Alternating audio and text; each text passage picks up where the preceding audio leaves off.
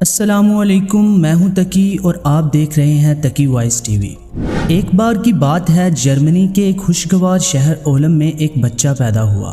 کسی کو یہ علم نہیں تھا کہ یہ بچہ بڑا ہو کر سائنسی تاریخ کا رخ بدل کر رکھ دے گا۔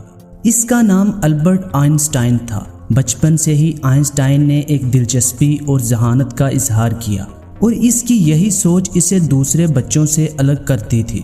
جب وہ بڑا ہو گیا تو اس کو توانائی کی عجلت سے کائنات کے رازوں کو حل کرنے کا شوق انتہائی طاقتور ہو گیا۔ آئنسٹائن نے اپنے ایکسٹرا آرڈینری دماغ کو استعمال میں لاتے ہوئے ریلیٹیوٹی تھیوری کا ایجاد کیا، جو فضا، وقت اور کشش کے عرفاتی تصورات کے روایتی نقشوں کو متاثر کرتی تھی۔ ان کے خیال نے فزکس یعنی طبیعیات کے شعبے میں انقلابی تبدیلی لائی اور پھر پوری دنیا نے انہیں عالمی شخصیت تسلیم کیا۔ اب سوچنے والی بات یہ تھی کہ آخر آئنسٹائن نے یہ سب کیسے کر دکھایا جو ان سے پہلے کوئی نہ کر سکا۔ ان کی ایکسٹرا آرڈینری سوچنے اور سمجھنے کی صلاحیت کو دیکھ کر لوگ سمجھتے تھے کہ آئنسٹائن کے پاس ایک اسپیشل برین ہے جو کہ عام انسانوں سے کافی زیادہ مختلف ہے۔ اس بات کا خود آئنسٹائن کو بھی اندازہ تھا، اسی وجہ سے وہ نہیں چاہتے تھے کہ مرنے کے بعد ان کی باڈی کے کسی بھی حصے پر ریسرچ کی جائے، بلکہ انہوں نے تو یہ انسٹرکشن دے رکھی تھی کہ مرنے کے بعد ان کی باڈی کو جلا کر راکھ کر دیا جائے۔ لیکن پھر وہی ہوا جس کا آئنسٹائن کو ڈر تھا۔ 18 اپریل 1955 کو پرنسٹن ہاسپٹل میں جب آئنسٹائن کا انتقال ہوا تو آٹوپسی کے لیے یعنی موت کی وجہ جاننے کے لیے جو ڈاکٹر آیا، اس نے چپکے سے آئنسٹائن کا برین نکال لیا، کیونکہ اس کو یہ جاننا تھا کہ دنیا کے سب سے بڑے جینیس کے برین میں آخر ایسا کیا ہے۔ ناظرین، آئنسٹائن کا برین چرانے والے ڈاکٹر کا نام تھامس ہاروی تھا، جس کو اپنے ساتھ ہونے والے انجام سے زیادہ اس اسپیشل برین کو اسٹڈی کرنے میں دلچسپی تھی۔ کچھ دنوں کے بعد جب پرنسٹن ہاسپٹل کو ڈاکٹر تھامس ہاروی کی اس حرکت کا پتہ چلا تو ان کو اپنی جاب سے ہاتھ دھونا پڑا۔ لیکن ڈاکٹر ہاروی آئنسٹائن کے بیٹے ہنس البرٹ سے جیسے تیسے کر کے یہ پرمیشن لینے میں کامیاب ہو گئے کہ وہ اس کے باپ کے اسپیشل برین کے اندر چھپے رازوں سے پردہ اٹھا کر اسے دنیا کے سامنے لانا چاہتے ہیں۔ اس دن کے بعد شروع ہوا اس برین کا لمبا ترین سفر۔ ڈاکٹر ہاروی صرف ایک پیتھولوجسٹ تھے جو صرف پوسٹ مارٹم کرنا جانتے تھے۔ یہ ان کا صرف خیال تھا کہ وہ اتنے بڑے جینیس کے برین پر ریسرچ کر پائیں گے۔ اب کنڈیشن یہ تھی کہ ڈاکٹر ہاروی پرنسٹن ہاسپٹل کی جاب سے بھی ہاتھ دھو بیٹھے تھے اور اپنے پیتھولوجسٹ کا عہدہ بھی گوا بیٹھے تھے۔ آئنسٹائن کا برین جو پہلے ہی ڈاکٹر ہاروی پریزرو کر چکے تھے، وہ اس کو لے کر پینسلوینیا کے شہر فیلاڈلفیا چلے گئے، جہاں انہوں نے برین کی کئی فوٹوز لیں اور پھر اس کو 240 چھوٹے چھوٹے حصوں میں کاٹ کر ہر پیس کو الگ الگ جار میں پریزرو کر دیا اور اپنی بیسمنٹ میں چھپا دیا۔ اس مسئلے کو لے کر ڈاکٹر ہاروی کا اپنی بیوی کے ساتھ کئی بار جھگڑا ہوتا رہتا تھا، کیونکہ ان کی بیوی اکثر یہ دھمکی دیتی تھی کہ وہ اس برین کو اٹھا کر کہیں پھینک دے گی۔ ایک دن جھگڑا اتنا بڑھ گیا کہ دونوں میاں بیوی کو ڈیورس لے کر الگ ہونا پڑا اور پھر ڈاکٹر ہاروی برین لے کر کینسس کے شہر وچیٹا چلے گئے، جہاں وہ ایک بایولوجیکل ٹیسٹنگ لیب میں میڈیکل سپروائزر کی نوکری کرنے لگے، اور یہاں وہ اپنے فارغ ٹائم میں آئنسٹائن کے برین پر خوب اسٹڈی کرنے کی کوشش کرتے۔ اس کے بعد کئی بار وہ الگ الگ جاب چھوڑ کر مختلف شہروں میں یہ برین لے کر گھومتے رہے۔ کئی سال گزر چکے تھے لیکن ڈاکٹر ہاروی آئنسٹائن کے برین پر کچھ خاص ریسرچ نہ کر سکے، الٹا ان کا میڈیکل لائسنس ہی کینسل کر دیا گیا اور نوبت یہاں تک آ گئی کہ اب ان کو پلاسٹک کی فیکٹری میں جاب سٹارٹ کرنا پڑی۔ تبھی انہوں نے پہلی بار ایک اچھا فیصلہ کیا کہ وہ ان کے برین کے الگ الگ حصوں کو دنیا بھر کے بیسٹ نیوروپیتھولوجسٹ کے پاس ڈیٹیل ریسرچ کے لیے بھیجیں گے، لہٰذا انہوں نے ایسا ہی کیا۔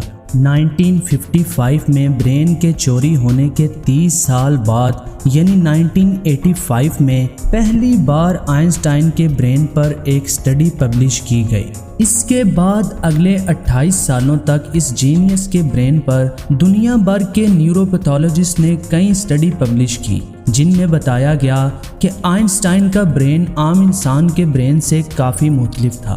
سب سے بڑا فرق برین کے کارپس کالوسم نامی حصے میں پایا گیا۔ اب یہاں یہ جاننا ضروری ہے کہ انسانی برین 2 الگ الگ حصوں میں ڈیوائیڈ ہوتا ہے۔ انسان جو بھی کام کرتا ہے وہ برین کے ایک حصے میں پہلے پروسیس ہوتا ہے اور پھر برین ہمارے جسم کے ایک حصے کو سگنل دیتا ہے۔ لیفٹ برین ہمارے جسم کے رائٹ حصے کو کنٹرول کرتا ہے اور رائٹ برین ہمارے جسم کے لیفٹ حصے کو کنٹرول کرتا ہے۔ اس کے علاوہ 90% انسانوں کا لیفٹ برین بولنے، سمجھنے، میتھمیٹیکل کیلکولیشن کرنے اور لکھنے کے دوران کام کرتا ہے، جبکہ رائٹ برین کے پاس کریٹیویٹی، شیپس کو پہچاننے، آرٹس اور میوزیکل سکلز کی ذمہ داری ہوتی ہے۔ اب آپ سوچ رہے ہوں گے کہ اس سب میں کارپس کالوسم کا کیا کام ہے؟ فرض کر لیں کہ آپ کی بورڈ پر ٹائپنگ کر رہے ہیں، اس دوران ہمارے دونوں ہاتھ ٹائپنگ کرنے میں مصروف ہیں۔ کچھ الفابیٹس ہمارا سیدھا ہاتھ ٹائپ کر رہا ہے اور کچھ الٹا ہاتھ۔ ٹائپنگ کے دوران آپ کے لیفٹ ہینڈ سے ایک مسٹیک ہوئی تو آپ نے فوراً اپنے رائٹ ہینڈ کو استعمال کر کے اس مسٹیک کو صحیح کیا۔ تو اس کا مطلب یہ ہوا کہ جب ہمارے رائٹ برین سے کوئی غلطی ہوئی تو اس نے فوراً لیفٹ برین کو سگنل دے کر مسٹیک ٹھیک کروائی۔ برین کے دونوں حصے آپس میں جس چیز کے تھرو کمیونیکیٹ کرتے ہیں اس سے کارپس کالوسم کہا جاتا ہے، اور آئنسٹائن کا کارپس کالوسم عام انسانوں کے مقابلے میں کچھ زیادہ ہی بڑا تھا، یعنی ان کا لیفٹ اور رائٹ برین کا آپس میں سٹرونگ کنیکشن تھا، جس کی وجہ سے آئنسٹائن ایک ہی وقت میں کافی کمپلیکس پرابلم اور سچویشن کو امیجن کر سکتے تھے۔ کارپس کالوسم کے بڑے ہونے کے علاوہ آئنسٹائن کے برین کا پیٹرن بھی عام انسانوں سے کافی مختلف تھا، اور ریسرچر کا ماننا ہے کہ اس کی وجہ سے برین میں نیورون کا فلو کافی بہتر تھا۔ نیورونز کے اچھے فلو ہونے کا مطلب ہے کہ ان کی میتھمیٹیکل کیلکولیشن کی پاور کافی زیادہ تھی۔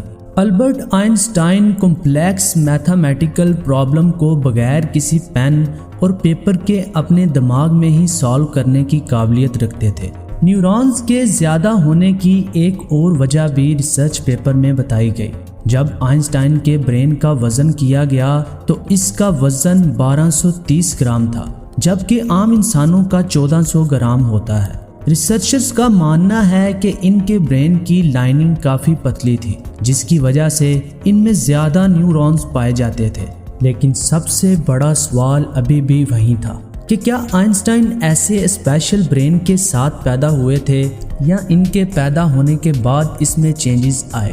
جانچ کے بعد معلوم پڑا کہ جب البرٹ آئنسٹائن پیدا ہوئے تو وہ پورے 5 سالوں تک بول نہیں سکتے تھے، جبکہ دوسرے بچے 2 یا 3 سال کی عمر میں بولنا شروع کر دیتے ہیں۔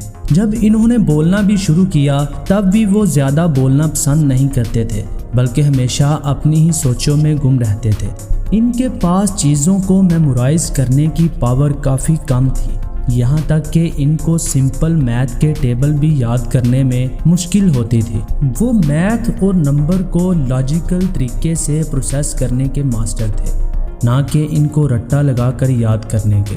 اسکول لائف میں باقی ہر سبجیکٹ میں آئنسٹائن کے کم نمبر آتے تھے، صرف میتھ اور سائنس وہ واحد سبجیکٹ تھے جس میں آئنسٹائن کے سب سے زیادہ نمبر آتے تھے۔ جب آئنسٹائن 12 سال کے تھے تب ایک فیملی ٹیچر اپنی جیومیٹری کی بک ان کے پاس بھول گئے۔ حیرت انگیز طور پر صرف ایک ہی دن میں آئنسٹائن وہ پوری بک پڑھ کر اپنے جیومیٹری کے کنسیپٹ کلیئر کر بیٹھے۔ نہ صرف اتنا بلکہ 14 سال کی عمر میں ہی وہ انٹیگرل اور ڈیفرینشیل کیلکولس کے ماسٹر بن چکے تھے۔ میتھ اور سائنس میں ان کی اتنی سٹرونگ گرپ تھی کہ جب وہ کلاس روم میں کوئی سوال پوچھنے کے لیے ہاتھ کھڑا کرتے تھے تو پروفیسر گھبرانے لگتے تھے، کیونکہ آئنسٹائن کے اکثر سوال ٹیچر کے بھی اوپر سے گزر جاتے تھے۔ چھوٹی سی ہی عمر میں وہ اس یونیورس کے لا کو ایک چھوٹی سی ایکویشن میں بند کرنا چاہتے تھے، اور یہی انہوں نے اپنی زندگی کا مقصد بنا لیا۔ 26 سال کی عمر میں آئنسٹائن نے 4 ریسرچ پیپر پبلش کر کے پوری دنیا کو حیران کر ڈالا، اور اسی وجہ سے ان کو PhD کی ڈگری اور ہیومینٹی کے لیے اعلیٰ کردار ادا کرنے کی صورت میں نوبل پرائز سے نوازا گیا۔ اس کا اندازہ آپ صرف اس بات سے لگا لیں کہ آج بھی آئنسٹائن کی ان تھیسز کے بنا سائنس بالکل ادھوری ہے۔ کئی ڈاکٹرز اور سائنٹسٹ نے یہ نتیجہ نکالا کہ آئنسٹائن کا برین ان کے پیدا ہونے کے بعد اسپیشل بنا تھا، جس کی سب سے بڑی وجہ یہ تھی کہ جب ان کو اپنے سوالوں کا جواب نہیں ملتا تھا تو وہ خود اپنے دماغ کی مدد سے جواب تلاش کیا کرتے تھے۔ چھوٹی عمر میں ہی ایسا کرنے سے ان کا برین اسی حساب سے ڈیولپ ہوتا گیا۔ آج بھی آئنسٹائن کا یہ ایکسٹرا آرڈینری برین امریکہ میں واقع دی مٹر میوزیم میں موجود ہے، جس کو بڑی حفاظت سے مائکروسکوپک فلمز میں پریزرو کر کے رکھا گیا ہے۔ اسی امید کے ساتھ اجازت چاہتے ہیں کہ آپ کو ہماری یہ انفارمیٹو ویڈیو پسند آئی ہوگی۔ مزید اچھی ویڈیوز دیکھنے کے لیے ہمارے چینل کو سبسکرائب کریں اور ہماری ویڈیو کو لائک اور شیئر کریں، اور کمنٹ میں بتائیں کہ آپ کو ہماری یہ ویڈیو کیسی لگی۔ السلام علیکم۔